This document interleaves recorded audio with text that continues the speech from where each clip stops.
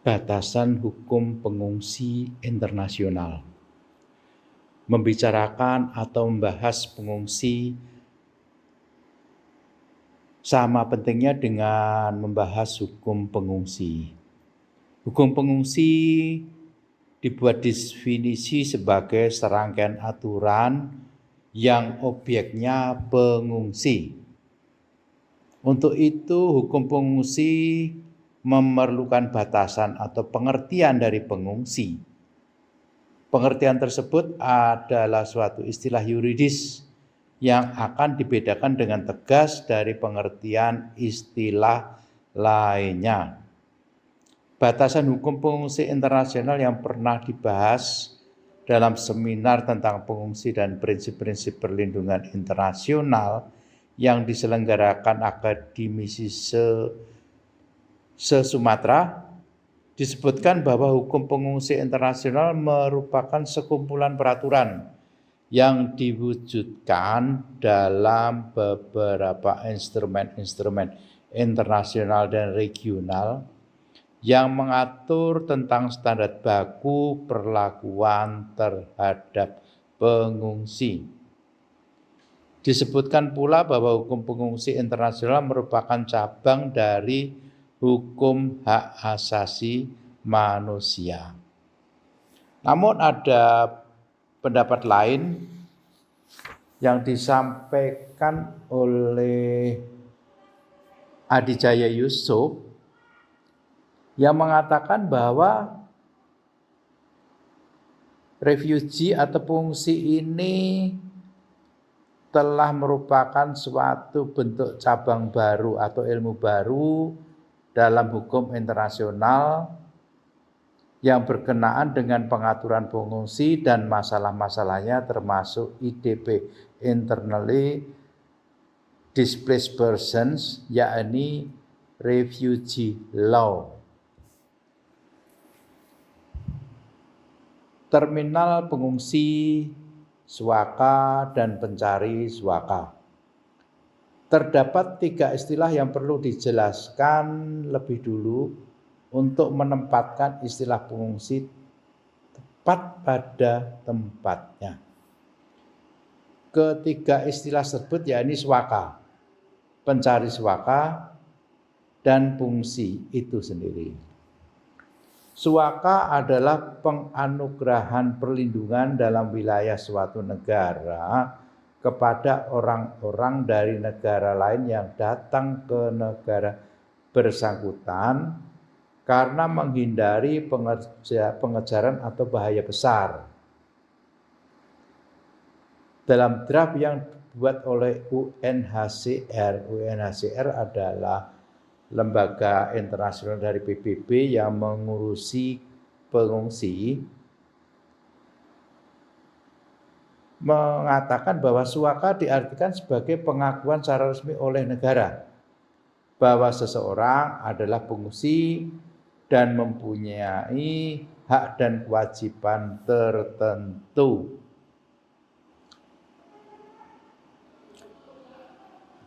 Pada perlindungan suaka terdapat aspek pentingnya, yakni terdapat prinsip non-refoulement.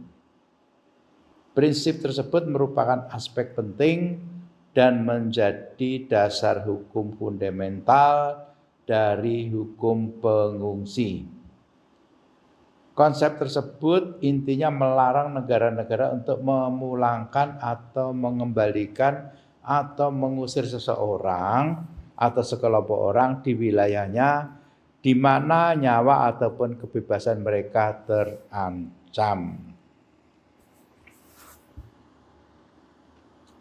Dasar hukum permohonan suaka, yakni adanya rasa takut atau ancaman terhadap keselamatan diri dari penganiayaan, penyiksaan. Apabila dibandingkan dengan batasan atau definisi pengungsi, alasan tambahan dari permohonan suaka adalah cukup alasan bukti bahwa yang bersangkutan terancam keselamatannya karena suatu alasan yang telah ditentukan hukum internasional. Alasan tersebut mencakup sebab-sebab bersifat rasial, agama, kebangsaan, keanggotaannya dalam suatu kelompok sosial atau kelompok politik. Di samping itu, yang bersangkutan tidak mendapat jaminan atau perlindungan yang seharusnya didapat di negaranya. Kasus permohonan suaka oleh para pencari suaka yang telah terjadi di dunia dianggap layak oleh hukum internasional, antara lain pengungsi Vietnam pasca konflik dengan Amerika Serikat pada tahun 60, pengungsi Afghanistan era Taliban, pengungsi era Saddam Hussein, jadi pengungsi negara Irak di masa Saddam Hussein, pengungsi Kamboja era Pol Pot, serta pengungsi asal Haiti. Jadi seringkali pengungsi sekaligus merupakan pencari suaka. Hal tersebut terjadi karena mereka tidak punya pilihan lain.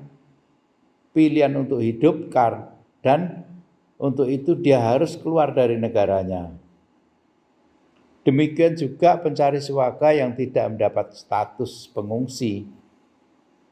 Dan ini harus tegas dibedakan dengan pengungsi domestik, ya. Pengungsi domestik internally displaced person IDP yang memang tidak bermaksud mencari suaka di negara lain. IDP hanya merasa tidak aman dan nyaman untuk bertahan di daerah sendiri. Pengungsi jenis terakhir ini yang kini paling banyak didapat di Indonesia, yakni yang mereka terpaksa mengungsi akibat konflik vertikal dan juga horizontal.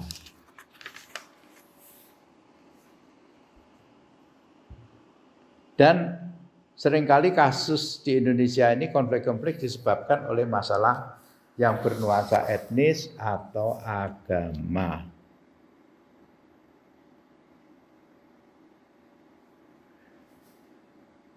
Hak untuk mendapat perlindungan atau suaka di negara lain tercantum di dalam pasal 14 ayat 1 Deklarasi PBB yang mengatakan bahwa setiap orang memiliki hak untuk mendapatkan tempat perlindungan suaka di negara lain sebagai akibat adanya tekanan di negeri asalnya.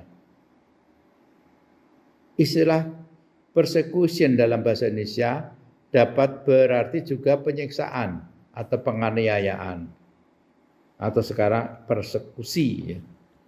Namun demikian karena tidak setiap orang yang minta suaka ini disebabkan penganiayaan secara fisik yang mereka terima, maka selanjutnya dalam hal ini digunakan istilah kata tekanan sebagai terjemahan dari persecution yang berarti tekanan fisik maupun tekanan yang bersifat non-fisik. Jadi kekerasan tidak semata-mata bersifat fisik. Ketika tidak terpenuhinya hak-hak pengungsi oleh negara, baik oleh negara asylum maupun negara yang terdapat pengungsi internal, maka pada saat itu mereka telah mengalami kekerasan. Tiap manusia memiliki hak inheren untuk hidup yang harus dilindungi oleh hukum. Tidak seorang pun dapat dengan sewenang-wenang dirampas haknya untuk hidup. Berdasar hal tersebut, maka perlindungan suaka di negara lain termasuk kelompok hak asasi harus diakui secara universal. Sehubungan hal tersebut, maka perlu dilihat bahwa perlakuan orang-orang yang melarikan diri dari negaranya akibat tekanan yang mereka terima menuju luar negaranya.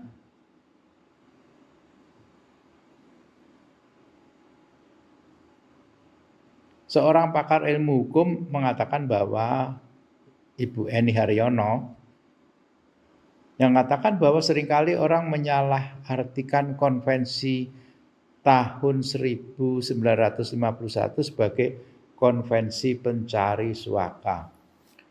Padahal dalam konvensi tersebut tidak terdapat satu kata pun kata suaka kecuali dalam pembukaannya.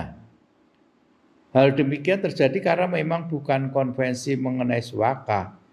Ini adalah konvensi yang menerjemahkan Deklarasi Universal HAM tahun 1948 ke dalam instrumen yuridis yang khusus diberlakukan kepada pengungsi. Konvensi mengenai suaka pernah dicoba dibuat namun gagal. Suaka ini sebenarnya terdapat dalam Deklarasi Universal HAM tahun 48 yang ditemukan di pasal 14 ayat 1. Kemudian di pasal tersebut dijabarkan dalam deklarasi PBB yang diterima oleh Majelis Umum menjadi deklarasi teritorial tahun 67 tentang suaka. Deklarasi ini memang tidak punya kekuatan yuridis, sehingga negara-negara mencoba untuk membuatnya sebagai konvensi, seperti konvensi tentang pengungsi. Hal tersebut pernah dilaksanakan pada tahun 1977 namun gagal. Meskipun konvensi tahun 1951 prinsipnya merupakan konvensi tentang pelindungan HAM bagi pengungsi, namun konvensi tersebut memuat prinsip-prinsip penting dalam lembaga suaka, yakni mempunyai suatu negara tanpa dokumen lengkap, yakni seseorang, ya. Saya jelaskan bahwa apabila seseorang memasuki negara tanpa dokumen lengkap, tidak dipulangkan ke negeri asalnya, serta tidak mendapat pengusiran kembali berdasarkan pertimbangan keamanan nasional atau ketertiban umum. Instrumen yang terkait atau berhubungan dengan konvensi tahun 1951 adalah konvensi tentang kejahatan transnasional terorganisasi. Di luar, pengungsi sering terjadi juga keterlibatan sekelompok kejahatan terorganisasi di dunia. Sejak era tahun 30-an, melalui aktivitasnya di bidang ekonomi dan bisnis yang ternyata mengakibatkan dampak negatif terhadap perkembangan kehidupan masyarakat dan membuat suatu pemerintah tidak efektif. Kelompok-kelompok kejahatan itu melibatkan juga perdagangan manusia. Oleh karena itu, setiap negara harus mencegah dan memerangi kejahatan itu dengan memperhatikan karakteristik umum dari kelompok kejahatan terorganisasi tersebut. Masalah pengungsi bisa kita lihat ada pengungsi domestik atau dalam negeri akibat bencana alam ataupun karena masalah sengketa konflik sehingga mereka harus meninggalkan tempat yang ditinggali ke tempat lain yang lebih aman. Baik karena konflik vertikal maupun konflik horizontal. Saya berikan pengertian konflik vertikal adalah konflik antara negara dengan kelompok bersenjata di dalam negeri, sedangkan konflik horizontal adalah konflik antara kelompok sipil sesama warga negara yang ada di dalam negeri. Contohnya konflik horizontal ini konflik sampit, konflik antara orang Madura dan orang Dayak. Pada prinsipnya bahwa ketentuan prinsip-prinsip mengenai pengungsi ini yang menjadi sorotan, banyak sorotan internasional adalah masalah pengungsi internasional. Saudara-saudara sekalian, bahwasanya konflik yang terjadi di sebuah negara itu biasanya membawa akibat apa? Yakni akibat perpindahan penduduk secara karena terpaksa, ya.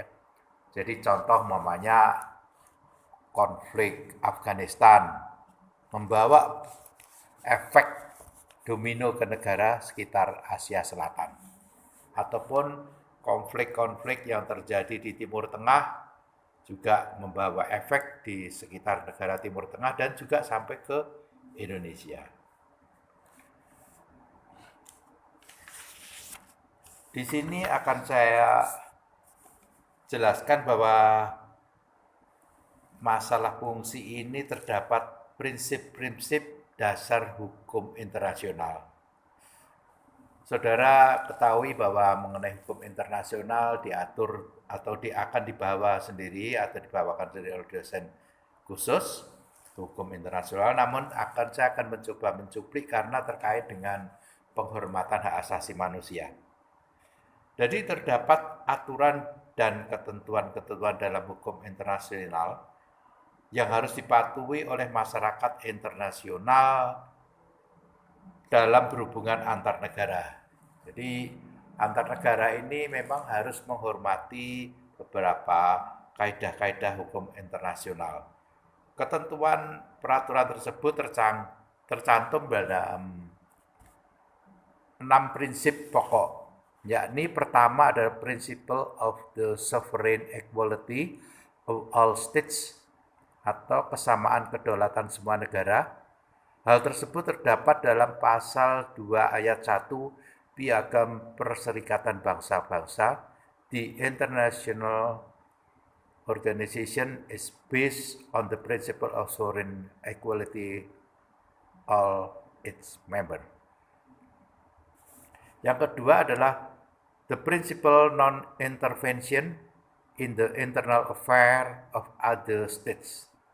Jadi di sini adanya larangan intervensi dalam masalah-masalah domestik internal negara lain. Jadi seperti misalnya terjadi konflik Myanmar, ini tidak boleh Indonesia ikut-ikut mencampuri terhadap kejadian ataupun konflik yang terjadi di Myanmar tersebut. Prinsip tersebut diakomodasi dalam pasal 2 ayat 7 dari Piagam Perserikatan Bangsa-Bangsa. Yang isinya bahwa tidak ada satu ketentuan dalam piagam ini yang memberi kuasa pada piagam PBB untuk mencampuri urusan yang perlu hakikatnya termasuk urusan dalam negeri suatu negara atau mewajibkan anggota-anggotanya untuk menyelesaikan urusan demikian menurut ketentuan piagam ini. Akan tetapi prinsip ini tidak mengurai ketentuan mengenai penggunaan tindakan pemaksaan seperti tercantum dalam bab 7. Saudara mesti paham ya, waktu terjadi konflik di Timur Timur, ternyata negara lain tapi melalui misi pasukan perdamaian PBB. Australia masuk ke Indonesia, tapi atas nama PBB untuk meredam konflik antara gerilyawan di Timur Timur dengan tentara Indonesia. Kemudian,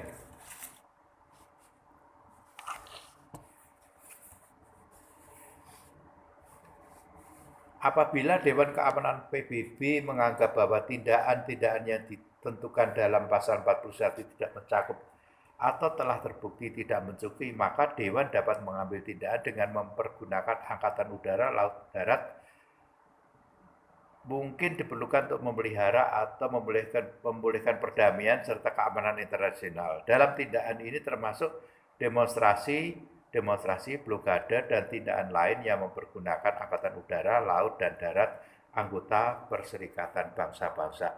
Jadi di sini Indonesia juga termasuk anggota PBB, sehingga beberapa kali pasukan Indonesia itu terlibat dalam misi perdamaian atas nama bendera PBB baik di Timur Tengah maupun di daerah-daerah konflik lain yang memerlukan penanganan pasukan perdamaian agar bisa memisahkan konflik tersebut yang terjadi di negeri yang berkonflik tersebut. Kemudian, segenap anggota dalam hubungan internasional mereka Jauhkan diri dari tindakan mengancam atau mengambil kekerasan terhadap integritas wilayah atau kemerdekaan politik sesuatu negara lain atau dengan cara apapun yang bertentangan dengan tujuan Perserikatan Bangsa-Bangsa. Prinsip keempat yakni segenap anggota Perserikatan Bangsa-Bangsa harus menyelesaikan persengketaan internasional dengan jalan damai dan mempergunakan cara-cara sedemikian rupa hingga perdamaian keamanan internasional serta keadilan tidak terancam. Yang prinsip selanjutnya kelima, yakni mencapai kerjasama internasional dalam memecahkan persoalan-persoalan internasional di bidang ekonomi, sosial, kebudayaan, atau yang bersifat kemanusiaan. Demikian pula dalam hal-hal usaha memajukan dan mendorong penghormatan terhadap HAM dan kebebasan dasar bagi semua umat manusia tanpa membedakan ras, jenis kelamin, bahasa, dan agama. Saudara sekalian, setelah itu yang prinsip keenam. Prinsip keenam adalah hak menentukan nasib sendiri. Pelaksanaan menentukan nasib sendiri dari dominasi luar negeri atau dominasi asing ya, merupakan prinsip yang diterima secara bulat oleh masyarakat internasional. Lembaga yang merealisasikan prinsip ini adalah PBB. Dan menurut catatan lebih dari 100 negara telah merdeka atas bantuan PBB. Menurut catatan lebih dari 100 negara merdeka atas bantuan PBB. Jadi banyak-banyak negara di dunia ini yang bisa dapat merdeka atas bantuan PBB atau tekanan dari sidang umum PBB. Dan masih terdapat 2 negara yang belum merdeka, yakni Palestina dan Front Polisario. Namun harus dibedakan antara prinsip hak menentukan nasib sendiri dengan gerakan separatisme yang mungkin terjadi pada suatu negara. Saudara sekalian, sebelum saya membahas mengenai masalah pengungsi, saya akan cerita masalah mengenai konflik yang ada pertama di Aceh. Bertahun-tahun terjadi konflik antara GAM dengan Indonesia. Pihak GAM menyatakan akan menyatakan memisahkan diri dari Indonesia dan bentuk negara sendiri. Namun kemudian setelah musibah adanya badai tsunami yang meluluh lantakkan Aceh, terjadilah perdamaian dengan gerakan Aceh Merdeka dan hingga saat ini pemberian otonomi khusus pada Nangro Aceh Darussalam telah terrealisir. Dengan demikian maka konflik yang terjadi bertahun-tahun di Aceh dapat diselesaikan dengan jalan damai. Kemudian muncul lagi ya. Jadi perlu saudara-saudara ketahui bahwasanya pada saat Bung Karno mencanangkan usaha untuk merebut Papua atau Irian Barat pada waktu itu di Belanda ada beberapa kelompok-kelompok orang Papua dibantu oleh orang Belanda yang membuat suatu proklamasi kemerdekaan Papua. Jadi mereka membentuk Republik Papua Merdeka yang mana di situ membuat bendera dan juga menyatakan bahwa wilayah negaranya adalah Irian Barat atau Papua saat ini. Dan kemudian setelah bertahun-tahun, ibarat api dalam sekam, kondisi tersebut tetap terjadi. Namun saat pemerintahan Soeharto dengan menetapkan keadaan daerah Irian Barat ataupun Papua menjadi daerah yang harus ditangani secara militer, maka secara ya istilahnya konflik tersebut dapat diredam dan tidak terjadi sengketa ataupun tembak-menembak antara tentara Indonesia dengan kelompok gerilyawan di sana gitu. Namun setelah terjadinya reformasi dan runtuhnya Soeharto, muncullah gerakan-gerakan lagi yang menuntut kemerdekaan Papua ya, dengan munculnya tokoh di sana Pak Teis itu, yang mana telah meninggal. Dan kemudian sekarang disusul dengan gerakan-gerakan Papua Merdeka. Dan gerakan tersebut memakai kekuatan senjata dibantu dengan beberapa oknum dari pemerintah daerah setempat dan sebagainya, sehingga mereka mempunyai kekuatan senjata dan punya dukungan moral di internasional, yakni di kelompok negara-negara Asia Pasifik. Mereka mendorong supaya Papua itu merdeka lepas dari Indonesia. Dan juga di samping perjuangan diplomasi mereka di luar negeri, gerakan-gerakan bersenjata di Indonesia atau di Papua ini masif dilakukan di beberapa tempat, terutama di Puncak Jaya, dan yang sekarang menjadi kancah pertempuran, ya, itu merupakan suatu ekses dari gerakan-gerakan separatisme. Dan gerakan separatisme itu di dalam deklarasi umum PBB ataupun dari ketentuan-ketentuan di dalam PBB, piagam PBB tidak akan masuk dalam agenda. Karena saudara ketahui bahwa PBB telah mensahkan pada tahun 63 bahwa Papua menjadi milik Indonesia. Melalui jejak pendapat. Kemudian akibat adanya konflik-konflik tersebut, maka akan muncul adanya pengungsi, ya, adanya pengungsi dan adanya pemberian suaka. Saya akan bicarakan mengenai pemberian suaka. Suaka dalam hukum internasional diartikan sebagai perlindungan yang diberikan kepada pengungsi politik oleh suatu negara, ya, dan mengizinkan pengungsi politik tersebut untuk masuk ke wilayah tersebut atas permintaannya dia sendiri. Setiap orang mempunyai hak untuk mencari suaka dan menikmatinya di negara lain. Hal tersebut tercantum dalam Deklarasi Umum HAM PBB 1948. Hak mencari suaka merupakan kewenangan suatu negara untuk mengizinkan pengungsi atau aktivitas politik yang mengajukan suaka itu masuk atau tinggal di wilayah negara. Seperti pernah saya utarakan pada kuliah-kuliah yang lalu, bahwa telah terjadi kasus waktu zaman Orde Baru, di mana banyak aktivis-aktivis politik yang menentang Soeharto dikejar-kejar oleh pemerintah Soeharto, akhirnya mereka mencari suaka ke negara Belanda.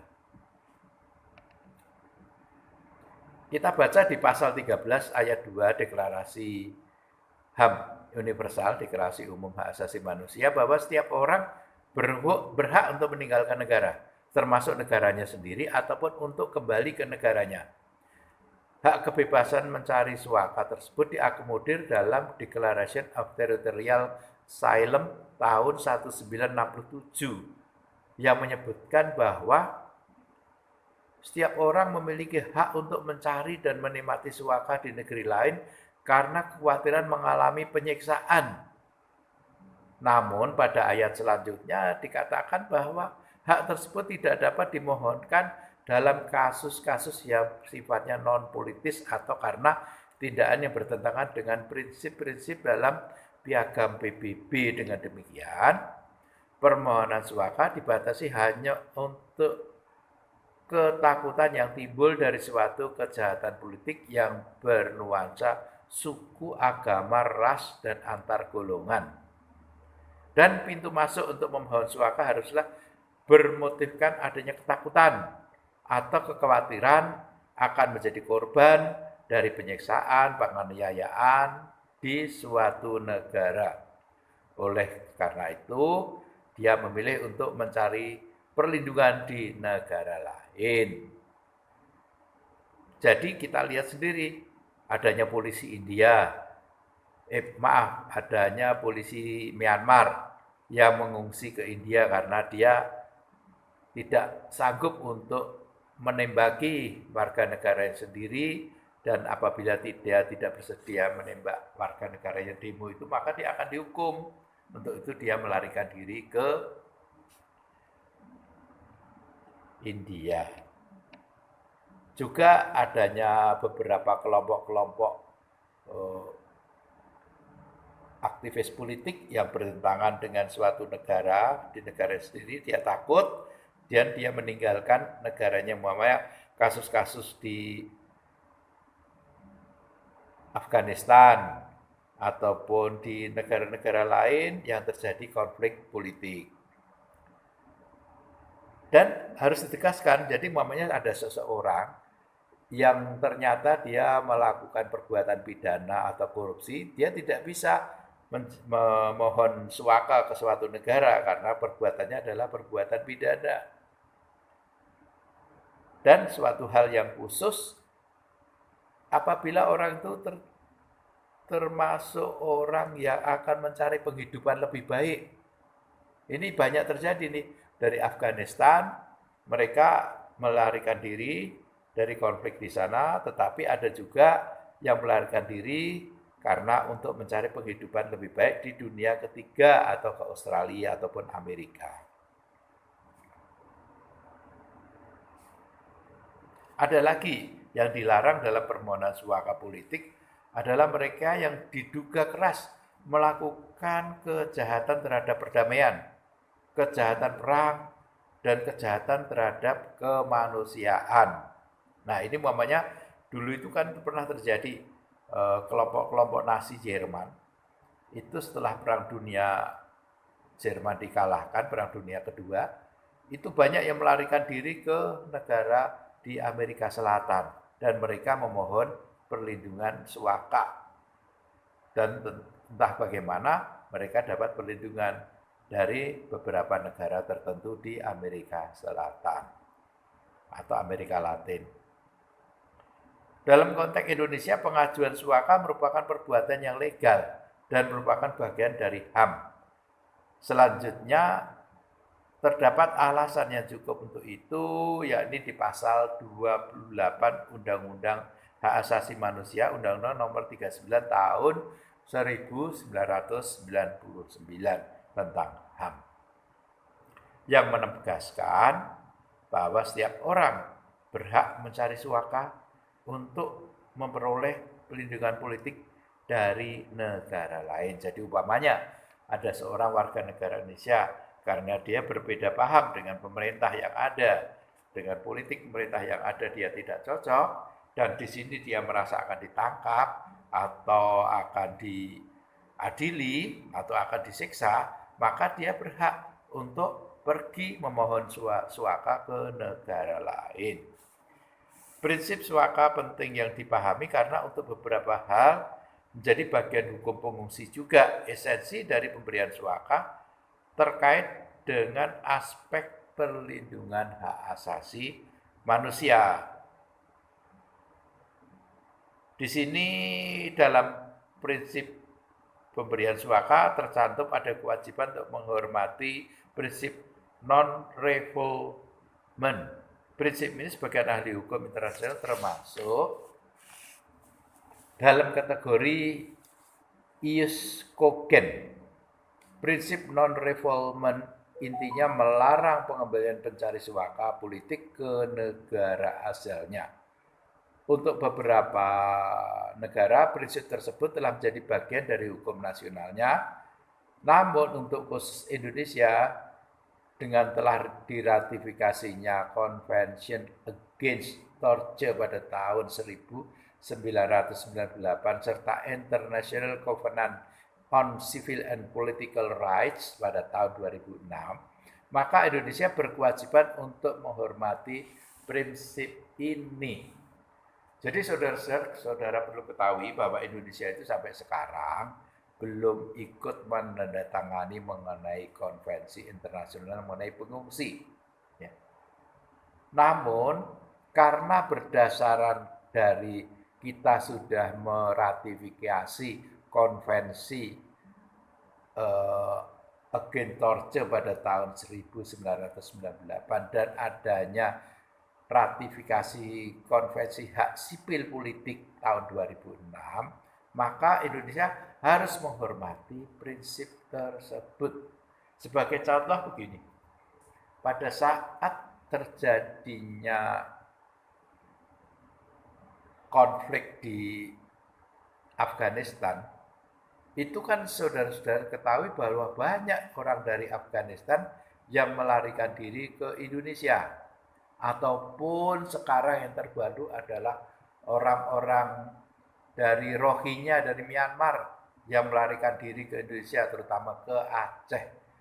Walaupun Indonesia tidak menandatangani konvensi mengenai pengungsi, namun Indonesia terikat pada dua konvensi tersebut, konvensi menentang penyiksaan dan konvensi hak sipil dan politik, serta undang-undang hak asasi manusia.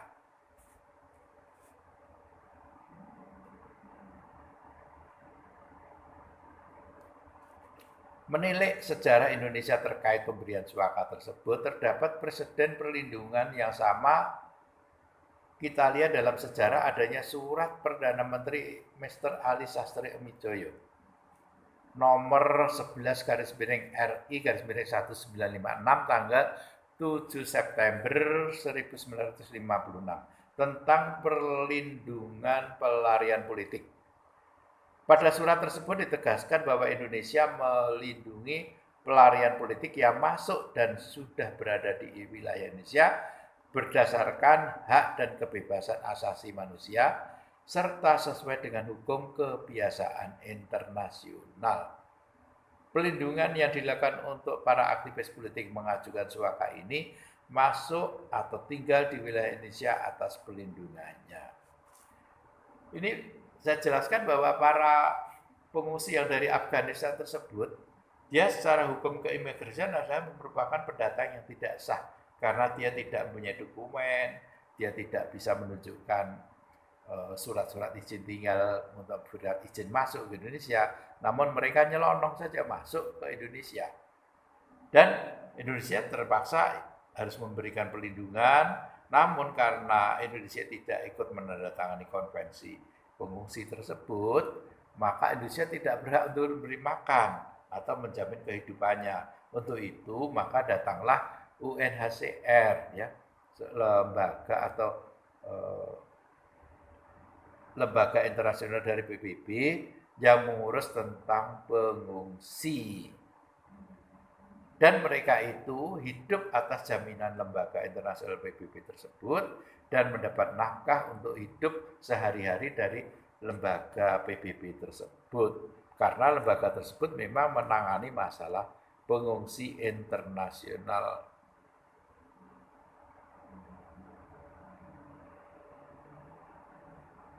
Di sini memang ada ketentuan, ya. Lembaga Perserikatan Bangsa telah merekomendasikan agar semua negara mempertimbangkan prinsip suaka apabila ada beberapa kelompok atau kelompok orang dalam jumlah yang besar meminta suaka. Dapat dipertimbangkan hanya atas dasar keamanan nasional dalam suatu negara. Suatu negara yang kesulitan dalam memberikan suaka dapat mengambil langkah dengan cara meminta bantuan dari negara tertentu. Sebaliknya, negara yang telah memberikan suaka pada kaum pelarian tersebut, maka negara lainnya harus menghormati tindakan dari negara yang bersangkutan. Jadi, tidak bisa nanti negara yang mengejar seorang aktivis politik, terus dia menuntut pada Indonesia karena telah melindungi adanya beberapa aktivis politik yang melarikan diri ke Indonesia.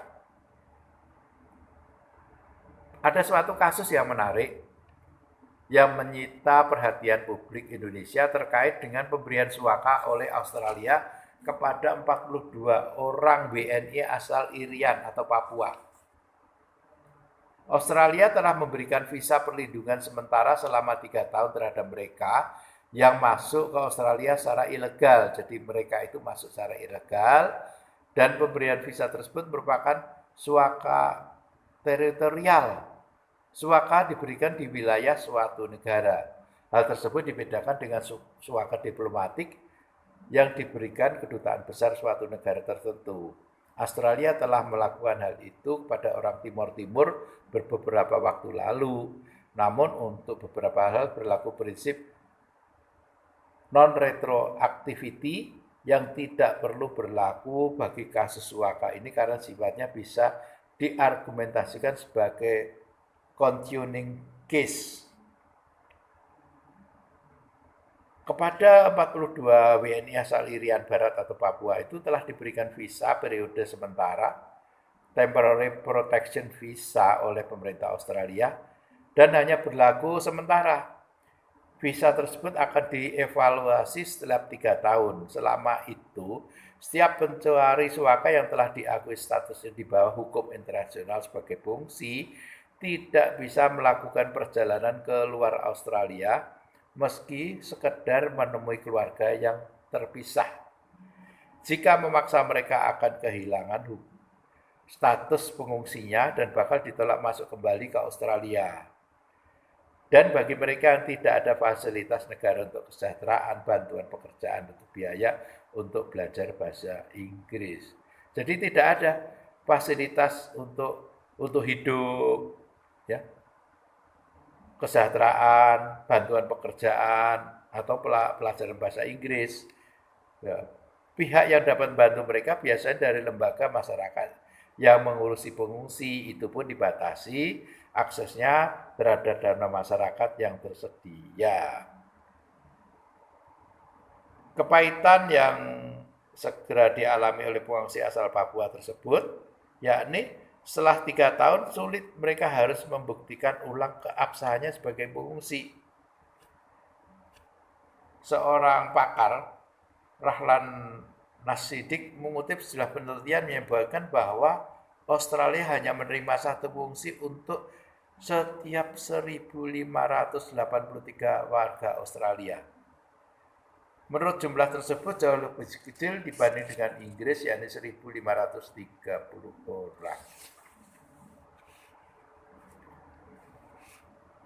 Kemudian adanya prinsip non-refoulement dan prinsip non-ekstradisi.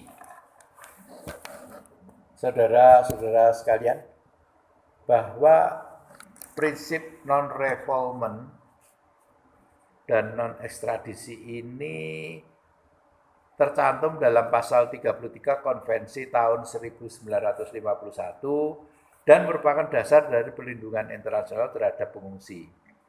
Substansi dari prinsip refoulement adalah jaminan suatu negara untuk tidak akan mengusir atau mengembalikan seseorang pengungsi dengan cara apapun ke negara asalnya di mana kehidupan dan kebebasan akan terancam.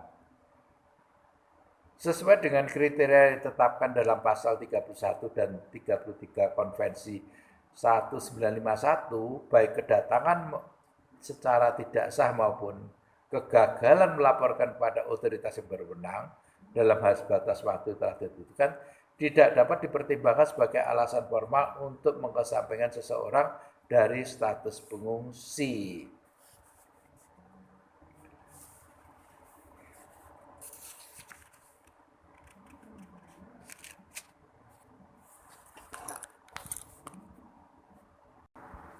Kemudian prinsip hak dan kewajiban pengungsi. Terdapat 4 prinsip dasar yang harus dijalankan oleh negara terhadap pengungsi. Yang pertama adalah larangan untuk memulangkan pengungsi ke negeri asalnya.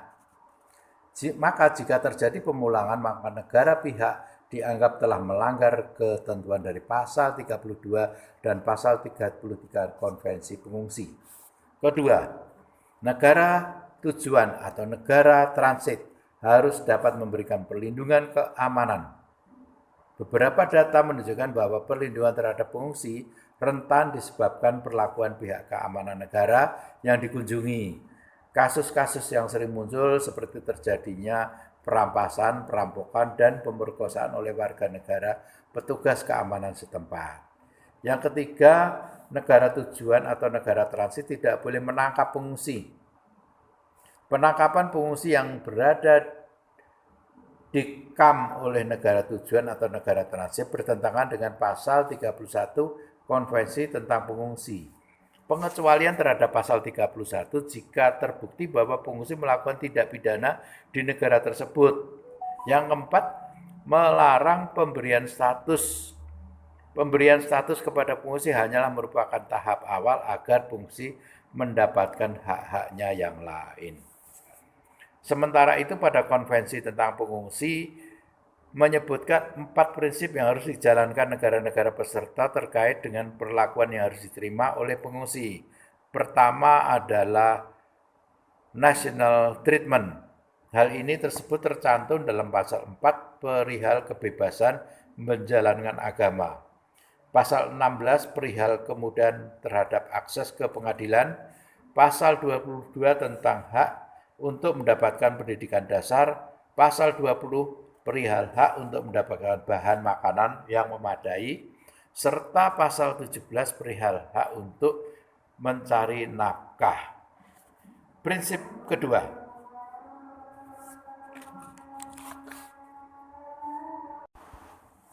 prinsip treatment as accorded to nationality of the country and their habitual resident. Untuk prinsip ini misalnya perlindungan terhadap aset, kekayaan intelektual, serta hak mendapatkan bantuan hukum. Kemudian prinsip selanjutnya adalah prinsip most favored treatment. Hal tersebut menyangkut perlakuan khusus yang diutamakan bagi seseorang pengungsi untuk merealisasikan hak-haknya terutama untuk mencari nafkah. Kemudian prinsip yang selanjutnya ya prinsip keempat ya. Prinsip treatment of favorable as possible and in any event not less favorable than accorded to alien generally. Prinsip ini tercantum dalam pasal 13 tentang kepemilikan barang bergerak atau tidak bergerak, pasal 18 tentang hak untuk berusaha, pasal 19 berupa hak untuk memilih profesi pekerjaan, pasal 21 hak untuk mendapat pemukiman yang layak, dan pasal 22 yaitu hak untuk mendapatkan pendidikan.